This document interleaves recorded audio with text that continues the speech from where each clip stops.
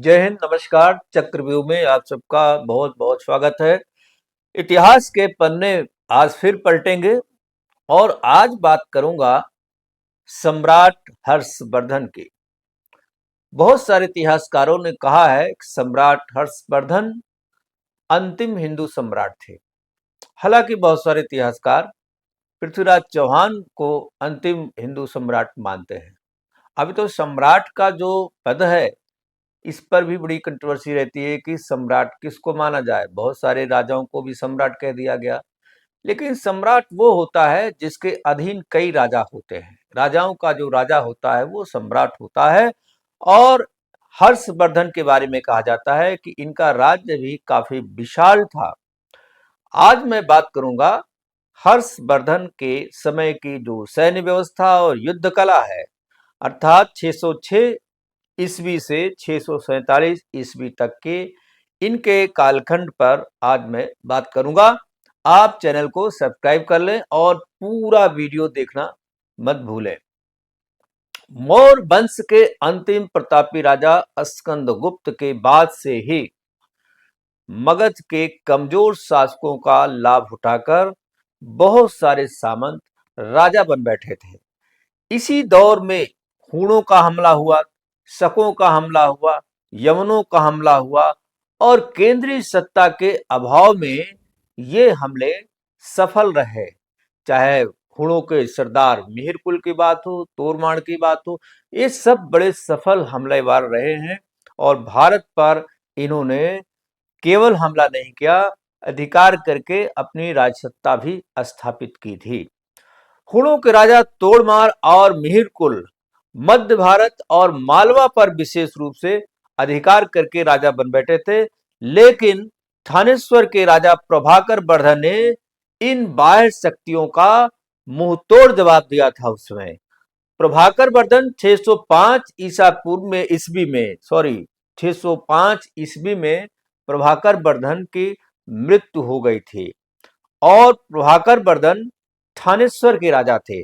थानेश्वर आज के समय में देखें तो हरियाणा में पड़ता है और इसकी सीमाएं उस समय आपका जो पाकिस्तान है, अफगानिस्तान है, वहां से शुरू होकर के बहुत लंबी सीमाएं इसकी जाती थी। दिल्ली वगैरह सब इनके अधिकार में हुआ करता था। प्रभाकर वर्धन के दो पुत्र थे। बड़े पुत्र थे राज्यवर्धन और छोटे पुत्र थे हर्षवर्धन। राज्यवर्धन को गौड़ राजा शशांक ने 606 ईस्वी में एक युद्ध में उनको मार डाला था। मैंने एक वीडियो में, गोंडवाना के वीडियो में, शशांक गौड़ की भी बात की है। इनका राज्य, इनकी राजधानी ये आज के ये झारखंड के आसपास हुआ करती थी। और जब 606 ईस्वी में राजा राज्यवर्धन का वध हो जाता है तो राज्य के अधिपति होते हैं हर्षवर्धन, यानी छोटे पुत्र। और उस समय ये राजधानी थानेश्वर से कन्नौज हो जाती है। कन्नौज में इनका एक बृहद साम्राज्य स्थापित होता है और ये साम्राज्य प्रथम कन्नौज साम्राज्य के नाम से भी जाना जाता है। अब मैं प्रथम कन्नौज साम्राज्य काल की सैन्य व्यवस्था की बात करता हूं। हर्षवर्धन शक्तिशाली और महत्वाकांक्षी राजा थे। चक्रवर्ती सम्राट बनना चाहते थे। चक्रवर्ती सम्राट बनने के उद्देश्य से उन्होंने अपनी सैन्य शक्ति का बहुत विस्तार किया था। उन्होंने अनेक राजाओं को सूचना भेज दिया, जैसे अश्वमेध यज्ञ होता है, यज्ञ का घोड़ा खोल दिया, जहां तक जाएगा उस पृथ्वी हमारी हो जाएगी, या फिर उस चुनौती को स्वीकार करने वाले राजा को लड़ना पड़ेगा। इस तरह से उन्होंने एक सूचना राजाओं को भेज दी कि वो हमारी अधीनता स्वीकार करें और हमको लगान दे, अन्यथा युद्ध के लिए तैयार हो जाएं। अनेक युद्धों के बाद वे चक्रवर्ती राजा बनने में सफल रहे। इसीलिए मैं कहता हूं वो सम्राट थे और संभवतः वो अंतिम हिंदू सम्राट भी उनको कहा जा सकता है। अब बाणभट्ट हर्षचरित्र में बाणभट्ट ने हर्षचरित्र लिखा है। उसमें हर्षवर्धन के बारे में बहुत सारी बातें, उनकी राजनीतिक व्यवस्था, सामाजिक व्यवस्था, सैनिक व्यवस्था, उनके अन्य प्रकार के जो चीजें थी, विस्तृत प्रमाण मिलता है उसमें। चीनी यात्री ह्वेन सांग भी जो 630 ईस्वी में सम्राट हर्षवर्धन के कार्यकाल में आया था, भारत का दौरा किया था, विजिट किया था, उसने 631 तक यहाँ पूरा एक साल रहा था। उसने अपनी डायरी में हर्षवर्धन के बारे में बहुत कुछ मिलता है। ये दो प्रमाण, बाणभट्ट का जो हर्षचरित है और ये जो ह्वेन सांग की जो अपनी डायरी है, इससे जो प्रमाण मिलता है उसमें हर्ष के जो सैन्य संगठन थे वो 4 प्रकार के थे, जिसे चतुरंगिणी सेना कहते हैं। पहला, जिसे पदकाय कहा गया है, पैदल सेना को पदकाय, रथ सेना को रथकाय, इसी तरह अश्व सेना को अश्वकाय और गज सेना को हस्तिकाय लिखा गया है, हाथी की सेना। सैन्य शक्ति के बारे में चीनी यात्री ह्वेन सांग लिखता है कि हर्षवर्धन के पास 5000 हाथी और 20,000 घुड़सवार थे, और कहीं कहीं मिलता है कि ये संख्या और ज्यादा थी। हालांकि 50,000 पैदल सेना की भी बात कही गई, रथों की भी बात कही गई है, जो बाद में बढ़कर बताया जाता है कि 60,000 हाथी हो गए थे और 1 लाख करीब घुड़सवार हो गए थे।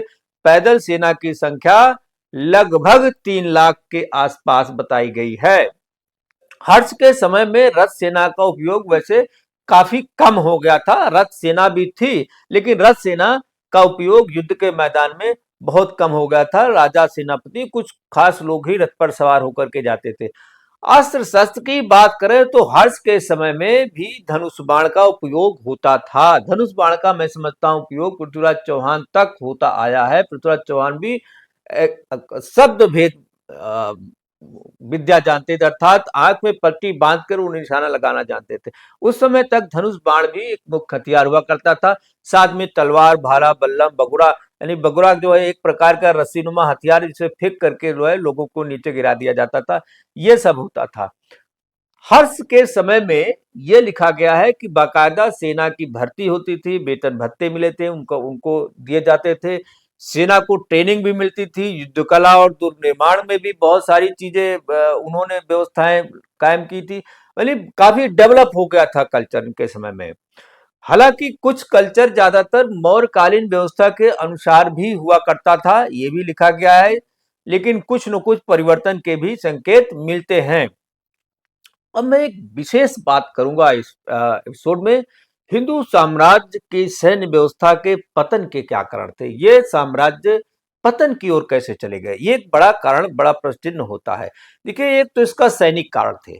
सैनिक कारण क्या थे कि अश्वारोही सेना की कमजोरी, अश्वारोही जो सेना थी, अच्छे नस्ल के घोड़ों का अभाव धीरे धीरे होता गया।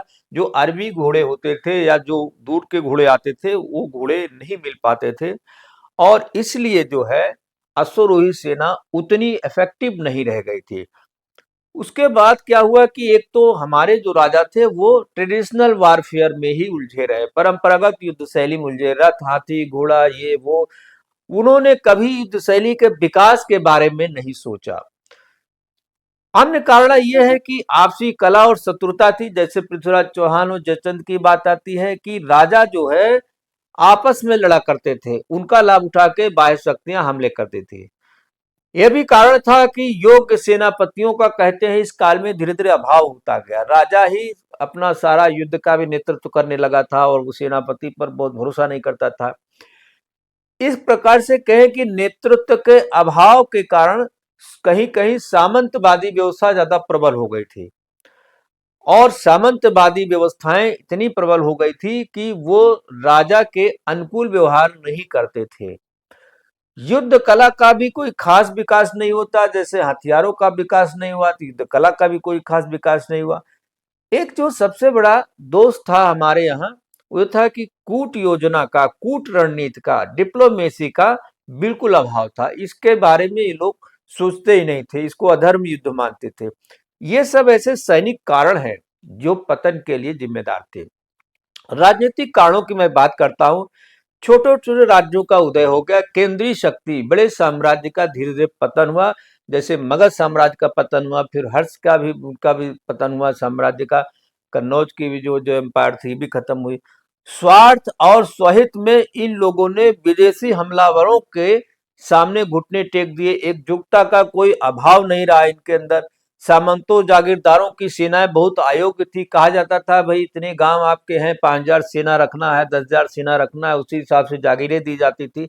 और ये नाम मात्र की सेनाएं रखते थे और उनको पैसे नहीं देते थे, तो वो सेना जो है अयोग्य हुआ करती थी। सामंतों और जागीरदारों की सेनाएं जब युद्ध में जाती भी थी तो वो केंद्रीय नेतृत्व के साथ ईमानदारी से नहीं लड़ती थी। उनको लगता था मैं तो दूसरे के लिए लड़ने आया, मुझे क्या करना है, हारे चाहे जीते, हमको तो बस किसी तरह अपना वो करना है। एक्चुअली में वो भाव नहीं था कि हमें युद्ध को किसी तरह जीतना है, ये भी कमियां थी। और इस दौर में ऐसा कहा जाता है कि धीरे धीरे शांति काल में जो प्रशिक्षण होता था, तैयारी होती थी, वो सब करना इन लोगों ने बंद कर दिया था। सामंत और जागीरदार कई बार विद्रोह कर देते थे, शत्रु से भी जा मिलते थे, यह भी एक कारण होता था। कुछ सामाजिक कारण भी देखने को मिलता है पतन के। एस के दास लिखते हैं कि पूर्व मध्यकाल में हिंदू शासक काव्य नाटक को युद्ध से ज्यादा महत्व देने लगे थे, अर्थात भोग विलास में ज्यादा इन लोगों ने अपना किया। अपना यशोगान के लिए बड़ा प्रसिद्ध, जब भाट परंपरा चल गई कि राजा का यशोगान हो रहा है, उसी में मस्त है। राजा और सामंत शांति काल में युद्ध की तैयारी करने के बजाय विलासता पूर्ण जीवन में रुचि लेने लगे थे। सेना में एक विशिष्ट वर्ग अर्थात क्षत्रियों को, राजपूतों को ही इसमें जो है भर्ती किया जाता था, और इतने युद्ध लड़े इन लोगों ने कि इनमें भी राजपूतों क्षत्रियों का धीरे धीरे अभाव होता गया और धीरे धीरे इनकी सेनाएं कमजोर होती गई। ज्योतिष और ईश्वर पर भी जरूरत से ज्यादा इन लोग भरोसा करने लगे। सोमनाथ पर गजनवी ने हमला किया, कहा नहीं जी भगवान सोमनाथ है, हम सबकी रक्षा करेंगे। अरे भाई भगवान सोमनाथ की रक्षा आपको करनी है, आप करें, भगवान सोमनाथ हमारी रक्षा करेंगे। ये सब जो था, जरूरत से ज्यादा जो विश्वास अंधविश्वास था, ये सब भी कारण था। सामंतों और जागीरदारों के अत्याचार से जनता भी राजा के विरुद्ध होने लगी थी। एक प्रकार से असंतोष का वातावरण प्रजा में भी था।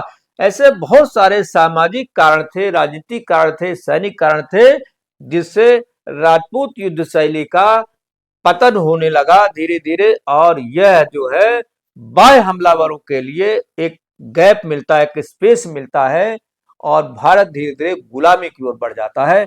मैं इसको यहीं पर विराम देता हूं, फिर दूसरे एपिसोड में किसी और इतिहास पर बात करूंगा, कोई और इतिहास के पन्ने पलटने की कोशिश करूंगा। आप लोग सब्सक्राइब करें, शेयर करें, लाइक करें। बहुत बहुत धन्यवाद। नमस्कार, जय हिंद।